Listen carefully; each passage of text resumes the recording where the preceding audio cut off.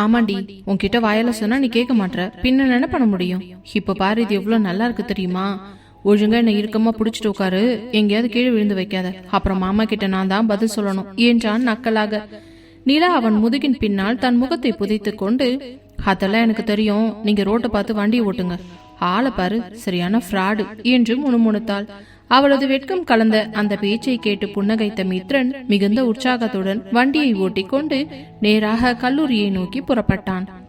மித்ரனின் புதிய பைக் கல்லூரியின் போர்டிகோவில் வந்து நின்ற போது அங்கிருந்த அத்தனை மாணவர்களின் பார்வையும் அவர்கள் பக்கமே திரும்பியது. மித்ரன் ஹெல்மெட்டை காட்டிவிட்டு ஸ்டைலாக இறங்க, நிலா தன் சுடிதாரை சரி செய்து கொண்டு மெதுவாக கீழே இறங்கினாள். அவர்கள் இருவரையும் ஒன்றாக பார்த்ததும் அங்கிருந்த மித்ரனின் நண்பர்களும் நிலாவின் தோழிகளும் ஓடி வந்தனர். டேய் மச்சான், என்னடா இது, புது பைக்கா? கலக்கிறப்போ பார்க்கவே செம்மையா இருக்குடா என்று மித்ரனின் நண்பர்கள் வண்டியை சுற்றி நின்று அதன் சிறப்புகளை பற்றி ஆவலுடன் விசாரித்தனர். மித்ரன் சிரித்துக்கொண்டே அவர்களுக்கு பதில் சொல்லிக் கொண்டிருந்தான். அதே சமயம் நிலா தர்ம சங்கடமாக அங்கே நின்று கொண்டிருப்பதை பார்த்த மித்ரன் அவளை பார்த்து மெல்ல கண்ணடித்தான். நீ போ நிலா, நான் இவங்களை கவனிச்சுக்கிறேன் என்று ஜாடை காட்ட நிலா ஒரு மெல்லிய புன்னகைகளுடன் தன் தோழிகளுடன் சேர்ந்து நகர்ந்தாள். நிலாவின் நெருங்கிய தோழிகள் அவளை ஒரு ஓரமாக கூட்டி சென்று கேள்விகளால் துளைக்க ஆரம்பித்தனர். ஏய் நிலா, என்னடி நடக்குதுங்க? காலையிலேயே மித்ரன் கூட ஜோடியா பைக்ல வர்ற? நீ ஹாஸ்டல்ல தானே இருந்த? எப்படி திடீர்னு உங்க 2 பேருக்கும் கனெக்ஷன் ஆச்சு? அந்த பைக் யாருது என்று மூச்சு விடாமல் கேள்வி கேட்டனர். நிலா ஒரு நிமிடம் அமைதியாக இருந்துவிட்டு தன் வாழ்க்கையில் நடந்த அந்த பெரிய மாற்றத்தை சொல்ல தொடங்கினாள். இல்லடி, இனிமே நான் ஹாஸ்டல்ல இருக்க மாட்டேன். மித்ரனோட மாமா அர்ஜுன் அண்ணா வீட்டுல தான் இனிமே நான் இருக்க போறேன். அவர் என்ன அவரோட சொந்த தங்கச்சியாவே ஏத்துக்கிட்டாரு. படிப்பு முடிஞ்சதும் எனக்கும் மித்ரனுக்கும் கல்யாணம் வைக்க போறதாகவும் சொல்லி வச்சிருக்காரு என்று கண்கள் பணிக்க நிலா விவரித்தாள். இதை கேட்ட அவளது நெருங்கிய தோழினி மாலினி அவளது கையை பற்றி கொண்டு கொஞ்சம் தீவிரமாக பேசினாள். நிலா, உன் சந்தோஷத்தை பார்க்க எனக்கு பிடிச்சிருக்கு. ஆனா ஒன்னு யோசிச்சுக்கோ, நீ இவ்வளவு நாள் யாருமே இல்லாம வளர்ந்த பொண்ணு. யார் என்னன்னு தெரியாத இடத்துல எதையும் டக்குன்னு நம்பி உன் வாழ்க்கையை விட்டுடாத. கவனமா இருடி, நாளைக்கு ஏதாவது தப்பா நடந்தா நீ தாங்க மாட்ட என்று அக்கறையுடன் அட்வைஸ் செய்தாள். அவளுக்கு நிலா உறுதியாக பதில் சொன்னாள். இல்ல மாலினி, எனக்கு அர்ஜுன் அண்ணா மேலையும் மித்ரன் மேலையும் முழு நம்பிக்கை இருக்குது. அர்ஜுன் அண்ணா எனக்கு கொடுத்த அந்த பாசம் ஒரு சொந்த அண்ணன் கூட தர முடியாதது. மித்ரன் என்ன உயிராவே நேசிக்கிறாரு. அவங்க நிச்சயமா என்னை ஏமாத்த மாட்டாங்கடி என்றாள். தோழிகள் அவளது நம்பிக்கையை பார்த்து நெகிழ்ந்தனர். சரிடி, இவ்வளோ நாள் கஷ்டப்பட்டுட்ட, இனிமேலாவது உனக்கு இப்படி ஒரு நல்ல குடும்பம் கிடைச்சிருக்கேன்னு நினைச்சு நாங்க சந்தோஷப்படுறோம். நல்லா படிச்சு மித்ரனை கல்யாணம் பண்ணிக்கிட்டு ஒரு நல்ல வாழ்க்கையில செட்டில் ஆகிற வழியை பாரு என்று வாழ்த்தினர். அதன் பின் அனைவரும் கிளாஸ் ரூமிற்கு சென்றுவிட வகுப்பு நடந்து கொண்டிருந்த போது கூட மித்ரனும் நிலாவும் ஒருவரையொருவர் அடிக்கடி பார்த்து கொண்டனர். ஆசிரியருக்கு தெரியாமல் அவ்வப்போது அவர்கள் பரிமாறிக்கொண்ட அந்த பார்வை மொழிகளில் 1000 கவிதைகள் ஒளிந்திருந்தன. நிலா எப்பொழுது அவனை பார்த்தாலும் மித்ரன் அவளை பார்த்து ஒரு கள்ள சிரிப்பு சிரிப்பான். மதிய உணவு இடைவேளை வந்தது. இருவரும் கேண்டீனை நோக்கி சென்றனர். அங்கே அர்ஜுன் வீட்டு டிரைவர் கையில் டிஃபன் பாக்ஸோடு வந்து நின்றார். தம்பி, அர்ஜுன் சார் உங்க 2 பேருக்கும் வீட்ல இருந்தே சாப்பாடு கொடுத்து விட சொன்னாரு. ஹோட்டல் எதுவும் சாப்பிடக்கூடாதான் என்று சொல்லிவிட்டு சாப்பாடை ஒப்படைத்தார். மித்ரன் அந்த சாப்பாடை வாங்கி கொண்டு நிலாவுடன் ஒரு தனி மேஜையில் அமர்ந்தான். பாத்தியா நிலா, மாமாவுக்கு நம்ம மேல எவ்வளவு அக்கறைன்னு. ஹாஸ்டல் சாப்பாடை விட நம்ம வீட்டு சாப்பாடு சாப்பிட்றதே ஒரு தனி சுகம்தான் என்று சொல்லிக்கொண்டே சாப்பாடை பிரித்தான். அங்கே அமர்ந்து இருவரும் ஒருவருக்கொருவர் ஊட்டிக்கொள்ளாத குறையாக சிரித்து பேசி சாப்பிட்டனர். நிலா, இன்னைக்கு காலையில பைக்ல வரும்போது பயந்தியே, இப்போ எப்படி இருக்கு என்று மித்ரன் கேட்க நிலா வெட்கத்துடன், நீங்க தான் ரொம்ப மோசம், பிளான் பண்ணி என்ன உங்ககிட்ட வந்து ஒட்டி உட்கார வச்சிட்டீங்க என்று சினிங்கினாள். பின்ன என் பொண்டாட்டி என்கிட்ட வராம வேற யார்கிட்ட போவா என்று மித்ரன் ரகசியமாக கேட்க அந்த மதிய உணவு வேலை காதலால் இனித்தது. சாப்பிட்டு முடித்துவிட்டு மீண்டும் வகுப்பிற்கு சென்றனர். மாலை காலேஜ் முடிந்ததும் அதே உற்சாகத்துடன் இருவரும் வண்டியில் ஏறி வீட்டிற்கு புறப்பட்டனர். காலை வந்த அதே வேகமும் காதலும் குறையாமல் நிலா இப்பொழுது தயக்கமில்லாமல் மித்ரனின் தோள்களை பிடித்து கொண்டு அமர்ந்தாள். அந்த பயணம் அவர்களின் எதிர்கால சொர்க்கத்தை நோக்கி அமைதியாக தொடர்ந்தது. கல்லூரி முடிந்து மாலை வேளையில் மித்ரனும் நிலாவும் அந்த புதிய பைக்கில் வீடு நோக்கி திரும்பிக் கொண்டிருந்தனர். வழியில் ஒரு அழகான பழமையான பிள்ளையார் கோவில் வந்தது. வண்டியை ஓட்டி கொண்டிருந்த மித்ரனிடம் மெதுவாக, மித்ரா, அப்படியே ஒரு நிமிஷம் கோயிலுக்கு போயிட்டு வரலாமா? புது வண்டி வாங்கியிருக்கோம்ல, சாமி கும்பிட்டு போனா நல்லா இருக்கும் என்று நிலா கேட்டாள். மித்ரனும் புன்னகையோடு, நிச்சயமா நிலா, எனக்கும் அதே நினப்புதான் என்று கூறி வண்டியை கோவில் வாசலில் நிறுத்தினான். இருவரும் உள்ளே சென்றனர். மித்ரன் அங்கிருந்த பூசாரியிடம் கூறி வண்டிக்காக ஒரு அழகான பூமாலையை வாங்கினான். பூசாரி மந்திரங்கள் போத அந்த புதிய பைக்கிற்கு எலுமிச்சை பழம் நசுக்கி திருஷ்டி கழுத்து முறைப்படி பூஜை செய்து கொடுத்தார். சாமியை தரிசித்து விட்டு வெளியே வந்த இருவரும் ஒருவருக்கொருவர் கையை இறுக பற்றி கொண்டு அந்த அமைதியான கோவில் வளாகத்தை சுற்றி வந்தனர். பிறகு அங்கிருந்த குளிர்ந்த குளக்கரையின் படிக்கட்டுகளில் அமர்ந்து மாலை நேரத்து மெல்லிய தென்றல் நிலாவின் கூந்தலை வருட குளத்து நீர் அலைகள் கரையில் மோதும் சத்தம் அந்த இடத்திற்கு ஒரு தனி அழகை கொடுத்தது. மித்ரன் நிலாவின் கைகளை தன் கைகளுக்குள் பொதிந்து கொண்டு மிகுந்த காதலோடும் உரிமையோடும் அவளிடம் பேசத் தொடங்கினான். அவனது பேச்சில் தெரிந்த அந்த தீவிரமான அன்பை கண்டு நிலா பூரித்து போனாள். இருந்தாலும் அவளது மனதின் ஓரத்தில் ஒரு மெல்லிய பலம் நிழலாடிக்கொண்டே இருந்தது. அதை இப்பொழுதே பேசி தெளிவுபடுத்திக் கொள்ள வேண்டும் என்று அவள் முடிவு செய்தாள். நிலா மெதுவாக மித்ரனின் தோளில் தன் தலையை சாய்த்து கொண்டு, மித்ரா, எனக்கு இப்போ நடக்கிறதெல்லாம் நிஜம்தானாம்னு ஒரு நிமிஷம் சந்தேகமா இருக்குதுடா. இந்த வாழ்க்கை, அர்ஜுன் அண்ணாவோட அந்த பெரிய மனசு, உங்க எல்லாரோட அன்பு, இதெல்லாம் நான் கனவுல கூட நினைச்சு பார்க்காம எனக்கு கிடைச்சது. இந்த கோவில் சாமி கிட்ட கூட நான் அதைத்தான் வேண்டிக்கிட்டேன். எனக்கு கிடைச்ச இந்த வாழ்க்கை இப்படியே நிலைக்குமான்னு ஒரு பயம் உள்ளுக்குள்ள இருந்துகிட்டே இருக்குது மித்ரா என்று உருகி பேசினாள். மித்ரன் ஏதோ சொல்ல முயல நிலா அவனை தடுத்து தொடர்ந்தாள். எந்த காலத்திலையும் நீ என்ன கைவிட்ட மாட்டில்ல மித்ரா. இப்போதைக்கு எனக்குன்னு இந்த உலகத்துல இருக்கிறது நீ மட்டும்தான். ஒருவேளை காலம் நம்மள பிரிச்சிருமோன்னு நினைச்சாலே என் நெஞ்சு பதறுதுடா என்று சொல்லும் போதே அவளது கண்கள் கலங்கி ஒரு சற்று கண்ணீர் கன்னத்தில் வழிந்தது. இதை கேட்ட மித்ரன் சற்றென்று அவளது தோளில் கை போட்டு தன் பக்கம் இன்னும் இறுக்கமாக அணைத்துக் கொண்டான். அவளது கண்களை துடைத்துவிட்டு மிகவும் தீர்க்கமான குரலில் பேசத் தொடங்கினான். இங்க பாரு நிலா, என் வாழ்க்கையில நீ தான் என் பொண்டாட்டின்னு நான் என்னைக்கு முடிவு பண்ணணும், அன்னைக்குதான் உன்னோட காதலையே நான் முழு மனசோட ஏத்துக்கிட்டேன். உன் மேல நான் உரிமை எடுத்துக்கிட்டு கை வச்சதுக்கும் உனக்கு முத்தம் கொடுத்ததுக்கும் காரணம் நீ என்னோட பாதிங்கிற அந்த அதிகாரம்தான். இனி என் வாழ்நாள் முழுக்க என் மனசுல ஒரு துளி இடத்துல கூட வேற எந்த பொண்ணையும் என்னால நினைச்சு கூட பார்க்க முடியாது நிலா. நீ இந்த மித்ரனோட பொண்டாட்டிடி, இது சத்தியம் என்று உணர்ச்சி வசப்பட்டு சொன்னான். நிலா அவனை நிமிர்ந்து பார்க்க மித்ரன் தொடர்ந்தான்.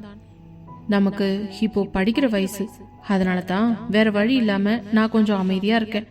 நாம 2 பேரும் படிச்சு முடிச்ச உடனே மாமா சொன்ன மாதிரி நம்ம 2 பேருக்கும் இந்த ஊரே வியக்கிற மாதிரி கல்யாணம் நடக்கும். அப்புறம் என்ன, இந்த மித்ரன் எனி டைம் இந்த நிலா கூடவே இருப்பான். இந்த நிலாவுக்கு மட்டும்தான் இந்த மித்ரன் சொந்தம். இதுல உனக்கு எந்த சந்தேகமும் வேண்டாம், புரியுதா என்று அவளது நெற்றியில் ஆசையோடு ஒரு முத்தத்தினை பதித்தான். மித்ரனின் அந்த உறுதியான வார்த்தைகளும் அவனது கண்களில் தெரிந்த அந்த உண்மையான காதலும் நிலாவிற்கு பெரிய தைரியத்தையே கொடுத்தது. அவளது பயம் எல்லாம் பனி போல மறைந்து முகம் மலர, தேங்க்ஸ் மித்ரா, உன்னோட இந்த அன்புதான் எனக்கு பலமே என்று கூறி அவனது தோளில் இன்னும் நிம்மதியாக சாய்ந்து கொண்டாள். இருவரும் சிறிது நேரம் அந்த அமைதியான சூழலை ரசித்தபடியே அமர்ந்திருந்தனர். பிறகு மன நிறைவோடு எழுந்து மீண்டும் அந்த புதிய பைக்கில் ஏறி அமர, நிலா இப்பொழுது எந்த தயக்கமும் இன்றி மித்ரனின் இடுப்பை சுற்றி தன் கைகளை போட்டு அவனை இறுக்கமாக அணைத்துக் கொள்ள மித்ரன் புன்னகையோடு வண்டியை முறுக்கினான். அந்த மாலை நேரத்து சாலையில் காதலும் நம்பிக்கையும் சுமந்து கொண்டு அவர்கள் இருவரும் மகிழ்ச்சியுடன் தங்கள் வீட்டை நோக்கி பயணித்தனர். அந்த பெரிய பங்களாவில் கடந்த 10 நாட்களாக மகிழ்ச்சி வெள்ளம் கரை புரண்டு ஓடிக்கொண்டிருந்தது. யாழினிக்கு பிரசவ தேதி நெருங்கிவிட்டதால் அர்ஜுன் அவளை ஒரு நிமிடம் கூட பிரியாமல் நிழல் போலவே கூடவே இருந்தான். அலுவலக வேலைகளை வீட்டிலிருந்தே கவனித்துக் கொண்டான். அவனுக்கு உதவியாக காவியா அலுவலக பொறுப்புகளை ஏற்றுக்கொண்டாள். சிவா தனது மருத்துவமனை பணிகளில் மும்முரமாக இருக்க, மித்ரனும் நிலாவும் கல்லூரிக்கும் வீட்டிற்குமாக தங்கள் காதல் கலந்த பயணத்தை தொடர்ந்து கொண்டிருந்தனர். அன்று காலை மித்ரனும் நிலாவும் வழக்கம் போல கல்லூரிக்கு கிளம்பி சென்றனர். காவியா அலுவலகத்திற்கும் சிவா மருத்துவமனைக்கும் சென்றனர். அர்ஜுன் மட்டும் வீட்டிலிருந்து ஒரு முக்கியமான தொழில்முறை அழைப்பில் பேசிக் கொண்டிருந்தான். யாழினி மாடியில் தங்களது அறையில் ஓய்வெடுத்துக் கொண்டிருந்தாள். எதிர்பாராத விதமாக அவளது அலைபேசி கீழே ஹாலிலேயே தவறி போயிருந்தது. திடீரென்று யாழினிக்கு இடுப்பில் ஒரு தாங்க முடியாத வலி ஏற்பட்டதும் அர்ஜுன் அர்ஜுன் என்று அவள் அலறினாள். ஆனால் கீழே போனில் தீவிரமாக பேசிக் கொண்டிருந்த அர்ஜுனுக்கு அந்த சத்தம் கேட்கவில்லை. அறையின் கதவு மூடப்பட்டிருந்தாலும் அவனது கவனம் போனில் இருந்ததாலும் அவளால் அவனை அழைக்க முடியவில்லை. வலி அதிகமாகவே எப்படியாவது கீழே சென்று விட வேண்டும் என்ற துடிப்பில் அவள் மெதுவாக எழுந்து கதவை திறந்து வெளியே வந்தாள். கீழே போனில் பேசி முடித்த அர்ஜுனுக்குள் ஏதோ ஒரு நெருடல், ஒருவித இனம் புரியாத பதற்றம் அவனது நெஞ்சை அடைத்தது. யாழினி மேல என்ன பண்ணிக்கிட்டு இருக்காளோ என்ற எண்ணம் தோன்றிய அடுத்த நொடி அவன் மாடிப்படிக்கட்டுகளை நோக்கி ஓடினான். அப்போதுதான் யாழினி அறையை விட்டு வெளியே வந்து படிக்கட்டின் அருகே நின்று கொண்டிருந்தாள். அவளது முகம் வேர்வையில் நனைந்திருந்தது. வலிக்குது அர்ஜுன், ரொம்ப வலிக்குது, சீக்கிரம் வாங்க என்று அழுது கொண்டே சொன்னவள் அப்படியே நிலை குலைந்து கீழே விழுந்தாள். யாழினி என்று அலறியபடி ஓடிய அர்ஜுன் அவளை தன் இரு கைகளிலும் ஏந்தி கொண்டான். அவளது துடிப்பை பார்த்ததும் அவனுக்கு கை கால்கள் ஓடவில்லை. பதற்றத்தில் அவளை தூக்கி கொண்டு வந்து கீழே இருந்த சோஃபாவில் படுக்க வைத்தவன் உடனே சிவாவிற்கு தான் அழைத்தான். சிவா, யாழினிக்கு வலி வந்துருச்சுடா, இப்பதான் கீழே விழுந்தா, எனக்கு என்ன பண்றதுன்னு தெரியல என்று அர்ஜுன் பதற மறுமுனையில் சிவா நிதானமாக, அர்ஜுன் பதட்டப்படாத, இது கண்டிப்பா டெலிவரி பெயின் தான், நீ உடனே அவளை நம்ம ஹாஸ்பிட்டலுக்கு கூப்பிட்டு வா, நான் இங்க எல்லா ஏற்பாடுமே பண்ணிடுறேன், காவியாவுக்கும் நானே போன் பண்ணிடுறேன், அவளும் இங்க வந்துருவா என்றான். அர்ஜுன் உடனே கதிரவனுக்கும் போன் பண்ணி விஷயத்தை கூறியவன் வீட்டில் இருந்த வேலையாட்களின் உதவியோடு யாழினியின் பிரசவத்திற்கு தேவையான துணிகள் மற்றும் பைகளை எடுத்துக்கொண்டு அவளை தூக்கி காரில் ஏற்றினான். காரில் செல்லும் வழியெல்லாம் யாழினி அர்ஜுனின் மடியிலேயே படுத்துக்கொண்டு வலியால் துடித்துக் கொண்டிருந்தாள். அவளது கைகளை தன் கைகளுக்குள் வைத்துக் கொண்டு, ஒன்னும் ஆகாதுடா, இதோ வந்துட்டோம், நீ பயப்படாத யாழி என்று அர்ஜுன் அவளை சமாதானப்படுத்த முயன்றான். ஆனால் அவளது ஒவ்வொரு அலறலும் அர்ஜுனின் இதயத்தை ஈட்டியால் குத்துவது போல இருந்தது. அவனது கண்கள் கலங்கி உடல் நடுங்கிக் கொண்டிருந்தது. மறுபுறம் கல்லூரியில் மித்ரன் வகுப்பறையில் இருந்த போது சிவாவின் போன் வந்தது. விஷயத்தை கேட்டதும் அவனுக்கு தூக்கி வாரி போட உடனே அங்கிருந்த நிலாவை வெளியே வர சொல்லி பேராசிரியரிடம் அனுமதி பெற்றுவிட்டு பைக் அருகே ஓடினான். நிலாவுக்கோ ஒன்றுமே புரியவில்லை. மித்ரன், என்னாச்சி, ஏன் இவ்வளவு பதட்டமா இருக்கீங்க என்று கேட்டபடியே வண்டியில் ஏறினாள். வண்டியை மின்னல் வேகத்தில் ஓட்டிய மித்ரன், நிலா, அக்காவுக்கு டெலிவரி பெயின் வந்துடுச்சான், மாமா அவளை ஹாஸ்பிட்டலுக்கு கூட்டிட்டு போயிருக்காரு, சிவா அண்ணாதான் இப்போ எனக்கு போன் பண்ணி சொன்னாரு என்றான். நிலாவும் அதிர்ச்சி அடைந்தவள் மித்ரனின் தோளில் கை வைத்து, நீங்க கவலைப்படாதீங்க மித்ரன், நிச்சயமா நம்ம மருமகனோ மருமகளோ ரொம்ப நல்லபடியா பிறப்பாங்க, யாழினி அன்னைக்கு எதுவும் ஆகாது, தைரியமா இருங்க என்று ஆறுதல் சொன்னாள். மித்ரன் அவள் கையை தன் கையின் மேல் வைத்து அழுத்தி அந்த துயரமான நேரத்திலும் ஒரு மெல்லிய ஆறுதலை தேடிக்கொண்டான். இதற்கிடையில் கதிரவன் கமலாவை அழைத்தார். கமலா வேண்டாவிற்பாக அவருடன் கிளம்பி மருத்துவமனைக்கு வந்தார். மருத்துவமனையில் யாழினியை பிரசவ அறைக்குள் அழைத்துச் செல்ல அர்ஜுன் வெளியே அந்த நீண்ட தாழ்வாரத்தில் கைகளை பிசைந்து கொண்டு அங்கும் இங்கும் பதறியபடியே நடந்து கொண்டிருந்தான். அவனது கண்களிலிருந்து கண்ணீர் நிற்காமல் வழிந்து கொண்டிருந்தது. அந்த கம்பீரமான அர்ஜுன் என்று ஒரு சிறு குழந்தையைப் போல தன் மனைவியின் நிலைக்காக கலங்கி நின்றான். இப்பொழுது யாராவது ஒரு உறவு அருகில் இருந்தால் அவர்களை கட்டிக்கொண்டு வாய்விட்டு அழுதுவிட மாட்டோமா என்ற நிலையில் அவனது மனநிலை இருந்தது. யாழினியின் அரளர் சத்தம் உள்ளிருந்து கேட்கும் பொழுதெல்லாம் அவன் சுவர் ஓரமாக சாய்ந்து கொண்டு தன் தலையை சுவற்றில் இடித்துக் கொண்டான். அந்த மருத்துவமனை வளாகமே அர்ஜுனின் தவிப்பை கண்டு மௌனமாக அழுது கொண்டிருந்தது. மருத்துவமனையின் அந்த நீண்ட வெள்ளை நிற தாழ்வாரம் முழுவதும் பதற்றம் நிறைந்திருக்க யாழினியை பிரசவ அறைக்குள் அழைத்துச் சென்ற அந்த நொடியிலிருந்து அர்ஜுன் ஒரு கடம் கூட ஒரு இடத்தில் அமரவில்லை. அவனது கண்கள் சிவந்து முகம் வேர்வையிலும் கண்ணீரிலும் நனைந்திருந்தது.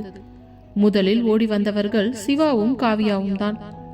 தன் நண்பன் அர்ஜுன் ஒரு சிறு குழந்தையைப் போல சுவர் ஓரமாக சாய்ந்து விம்மி விம்மி அழுவதை பார்த்ததும் சிவாவிற்கு இதயம் கனத்தது.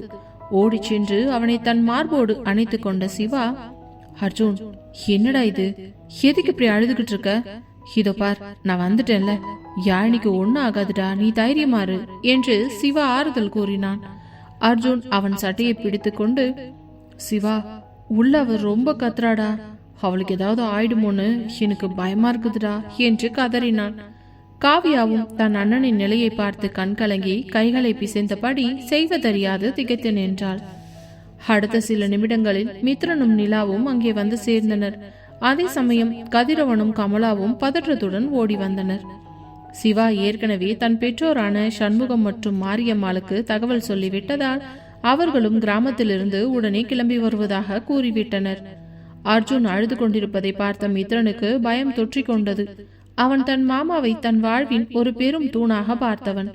அந்த தூணே இன்று சரிந்து அழுது கொண்டிருப்பதை பார்த்ததும் மித்ரன் ஓடிச் சென்று அர்ஜுனை இருக்க கட்டி கொண்டான். மாமா, நீங்களே இப்படி தளர்ந்து போயிட்டா நான் என்ன பண்ணுவேன்? எனக்கு ரொம்ப பயமா இருக்குது மாமா, நீங்க அழாதீங்க, அக்காவுக்கு எதுவும் ஆகாது, கண்டிப்பா ஆகாது என்று சொல்லி மித்ரனும் தேம்பி தேம்பி அழத் தொடங்கினான். இவ்வளவு பெரிய பையன் தன் அக்காக்காகவும் மாமாவுக்காகவும் இப்படி உண்மையாக கண்ணீர் சிந்துவதை பார்த்த நிலாவிற்கு மித்ரன் மேல் இருந்த காதல் இன்னும் பல மடங்கு பெருகியது. இவ்வளவு அன்பான ஒரு மனுஷன் எனக்கு கிடைச்சிருக்காரே என்று அவள் நெகிழ்ந்து போனாள். அப்பொழுது அங்கே நின்றிருந்த கமலாவின் காதுகளில் பிரசவ அறையிலிருந்து வந்த யாழினியின் தீவிரமான அலறல் சத்தம் விட அது அவரது கல் நெஞ்சை ஒரு நிமிடம் உலுக்கியது. 1000 தான் அவர் யாழினியை பெற்றெடுக்கவில்லை என்றாலும் அவள் குழந்தையாக இருந்த காலத்தில் இருந்தே தன் கைகளால் தூக்கி வளர்த்தவர் அல்லவா? அந்த பழைய நினைவுகள் அவர் மனதில் நிழலாட அறியாமல் அவர் கண்கள் கசிந்தன. கதிரவனின் கைகளை இறுக பற்றி கொண்ட கமலா, கடவுளே, என் பொண்ணுக்கு எதுவும் ஆகக்கூடாது, அவளும் குழந்தையும் நல்லபடியா வந்து சேரணும், அந்த புள்ள வலிய தாங்க மாட்டாளே, சீக்கிரம் நல்ல செய்தியை சொல்லுப்பா என்று மனதார வேண்டிக் கொண்டார். கமலா இப்படி உருக்கமாக பேசுவதை கேட்ட அர்ஜுனுக்கு ஒரு நிமிடம் ஆச்சரியமாக இருந்தது. ஆனால் அந்த ஆச்சரியம் நீடிக்கவில்லை. நேரம் நகர நகர யாழினியின் கதறல் சத்தம் மட்டும் கேட்டுக்கொண்டிருந்ததை தவிர குழந்தை பிறந்த அறிகுறியே தெரியவில்லை. ஒரு கட்டத்திற்கு மேல் அர்ஜுனால் பொறுமையாக இருக்க முடியவில்லை. பொறுமையை இழந்தவனாக ஓடிச் சென்று அந்த லேபர் வார்டு கதவை படபடவென்று தன் பலம் கொண்ட மட்டும் தட்ட ஆரம்பித்தான். யாழினி, யாழினி என்று அவன் கத்த சிவா அவனை தடுத்து பிடிக்க முயன்றான். அர்ஜுன், அமைதியாரடா, இது ஹாஸ்பிட்டல் என்று சிவா சொல்லியும் அவன் கேட்கவில்லை. சத்தம் கேட்டு உள்ளே இருந்து ஒரு செவிலியர் வேகமாக வந்து கதவை திறந்து வெளியே வந்தார். என்ன சார் ஆச்சி, எதுக்கு கதவு இப்படி பட்டு பட்டுன்னு தட்டுறீங்க? இது என்ன உங்க வீடா? என்ன நினைச்சுக்கிட்டு இருக்கீங்க நீங்க என்று அவர் கோபமாக கேட்க அர்ஜுன் அவர் மேல் பாய்ந்தான். என்னங்க நினைச்சிட்டு இருக்கீங்கன்னு நீங்க தான் சொல்லணும். உள்ள என் பொண்டாட்டி எவ்வளோ நேரமா வழியில துடிச்சு அழுதுகிட்டு இருக்கா. அவளை அட்மிட் பண்ணி இவ்வளோ நேரமாகியும் ஏன் இன்னும் குழந்தை பிறக்கல? உள்ள டாக்டர் இருக்காங்களா இல்லையா?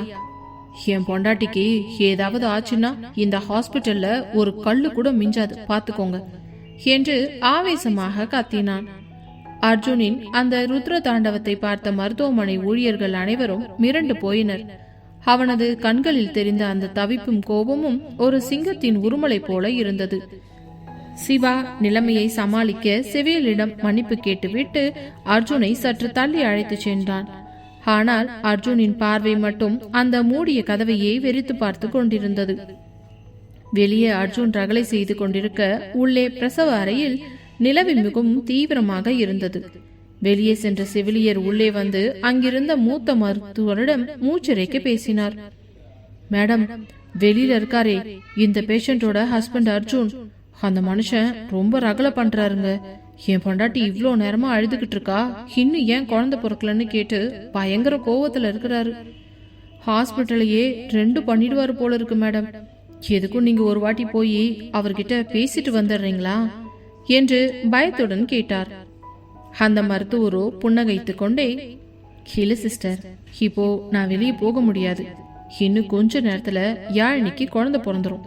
அதுக்கப்புறம் அவரே தானா அமைதியாகிடுவார்.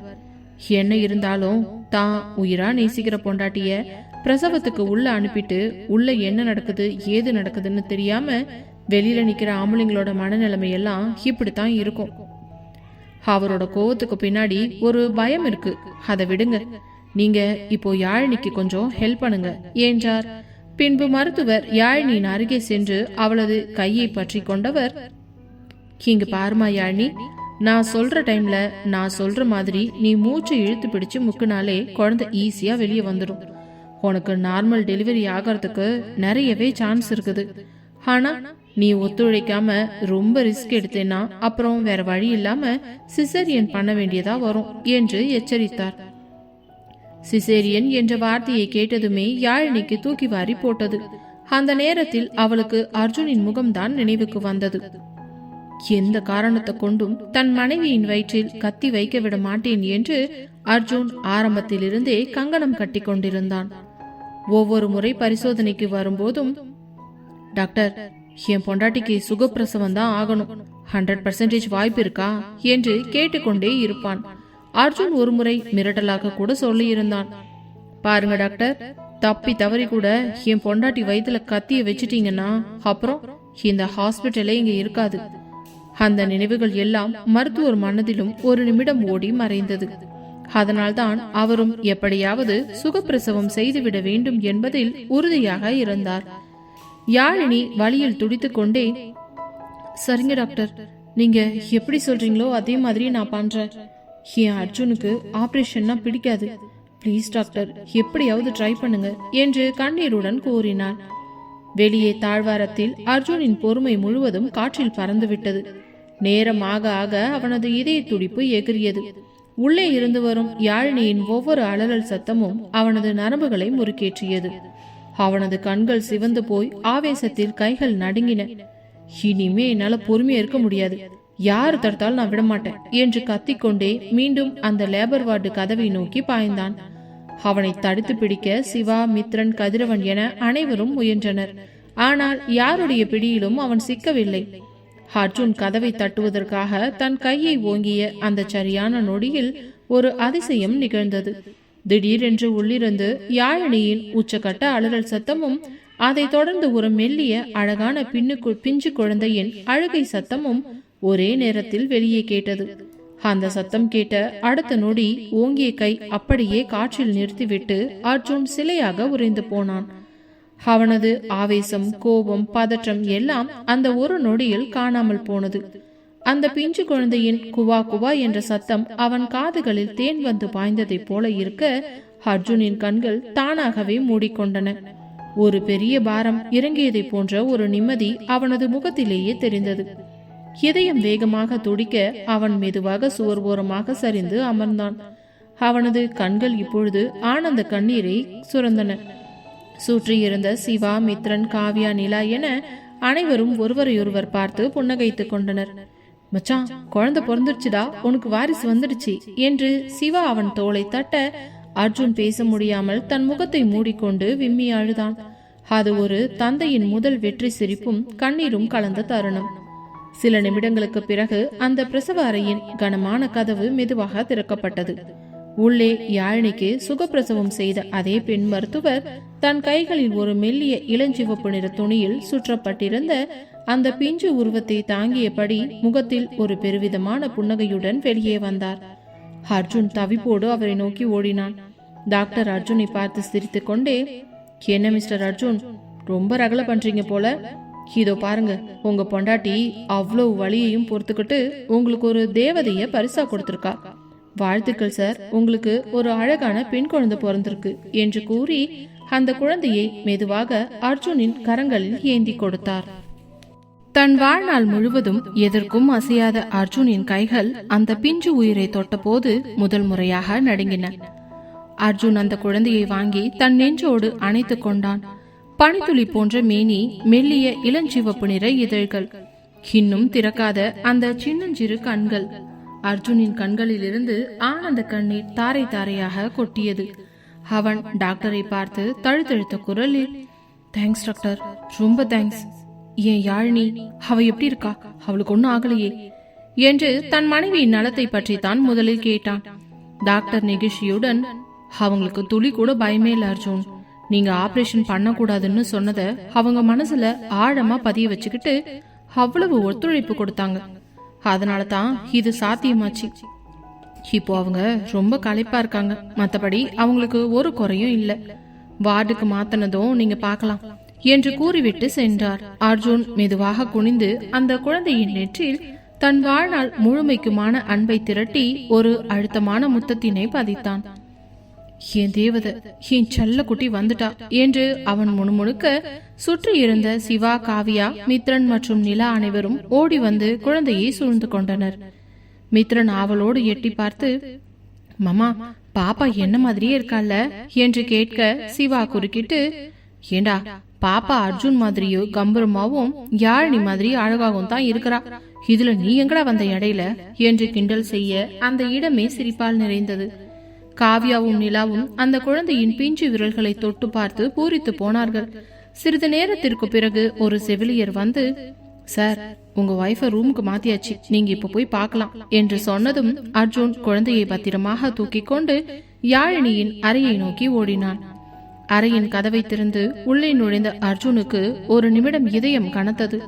அங்கே படுக்கையில் பிரசவத்தின் கடும் வலியால் முகமெல்லாம் வெளிரி கசங்கி போன ஒரு மலரை போல யாழினி சோர்ந்து போய் படுத்திருந்தாள். அவளது தலைமுடி கலைந்து நெற்றியில் வேர்வை உலராமல் இருந்தது. கதவு திறக்கும் சத்தம் கேட்டு யாழினி மெல்ல தலையை திருப்பி பார்க்க வாசலில் அர்ஜுன் தன் கையில் ஒரு பொக்கிஷத்தை தூக்கி கொண்டு நிற்பதை கண்டதும் அவளது அத்தனை உடல் வலியும் அந்த ஒரு நொடியில் காணாமல் போனது. அர்ஜுன் அவளது கட்டிலுக்கு அருகில் வந்து மிக மென்மையாக அமர்ந்தான். யாழினி கண்ணீரோடு கைகளை நீட்ட அர்ஜுன் மெதுவாக குழந்தையை அவளது மடியில் கிடத்தினான். இருவரது கைகளும் அந்த குழந்தையின் மேல் ஒன்றாக படிந்தன. அர்ஜுன், நம்ம பாப்பா, நம்ம காதல் ஜெயிச்சிடுச்சு அர்ஜுன் என்று யாழினி தேம்பி தேம்பி அழ அர்ஜுன் அவளது முகத்தை வருடி விட்டான். ஆமா யாழி, உன்னை போலவே ஒரு தேவதை. உன்னை இவ்வளோ கஷ்டப்படுத்தினதுக்காக இந்த பாப்பா கிட்ட நான் சண்டை போடணும்னு நினைச்சிருந்தேன். ஆனா அவளை பார்த்ததுமே எனக்கு பழைய கோபம் எல்லாம் சுத்தமா போயிடுச்சுடி. தேங்க்ஸ் யாழி, எனக்கு இந்த உலகத்திலேயே பெரிய பொக்கிஷத்தை கொடுத்திருக்க என்றான் அர்ஜுன் உணர்ச்சி வசப்பட்டு பேசினான். அதே நேரம் யாழினி அவனை பார்த்து, என் வாழ்நாள்ல நான் இப்போதான் முழுமையா இருக்கிறதா உணர்றேன் அர்ஜுன். நம்ம பொண்ணு நம்மள இன்னும் அதிகமா சேர்த்து வச்சுட்டா என்றாள். அர்ஜுன் அவளது முகத்திற்கு மிக அருகில் குனிந்தவன் அவளது விழிகளில் தெரிந்த அந்த தாய்மையின் பூரிப்பும் ஆழமான காதலும் அவனை நிலைகுலைய செய்தது. சுற்றுப்புறத்தை முழுவதுமாக மறந்தவனாக அவளது நெற்றியில் முத்தமிட்டு மெதுவாக கீழே இறங்கி அவளது இதழ்களில் மிக ஆழமான ஒரு நீண்ட முத்தம் ஒன்றை பதித்தான். அந்த முத்தத்தில் அத்தனை நன்றிகளும் காதலும் ஒரு தந்தையின் பொறுப்பும் கலந்திருந்தது. யாழினி அவனது கழுத்தை மென்மையாக கட்டிக்கொள்ள அவர்களின் மடியில் இருந்த அந்த பிஞ்சு தேவதை மெலிதாக சினுங்கியது. அந்த அறையே ஒரு முழுமையான சொர்க்கமாக மாறியிருந்தது.